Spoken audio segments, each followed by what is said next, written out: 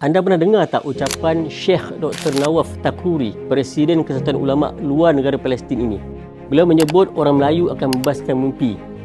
Mungkin ada orang yang gelak baca kata-kata Syekh ini. Tapi bagi kita sebagai umat Islam yang berjiwa menang, kita mesti menanamkan dalam diri kita bahawa kitalah yang akan membebaskan mimpi.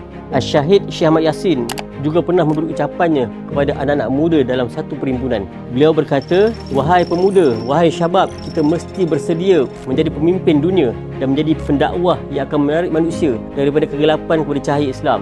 Bukan berhenti setakat itu saja. Syekh juga menambah, kita wajib mempersiapkan diri kita dengan iman, dengan menghafaz Al-Quran, berpegang dengan sunnah Rasulullah sallallahu alaihi wasallam. Wajib mempersiapkan diri kita dengan ilmu, berakhlak mulia dan kuatkan asas-asas Islam. Begitulah sifirnya. Jika orang Melayu mahu menjadi pejuang membebaskan mimpi, perjuangan ini mestilah dibekalkan dengan akidah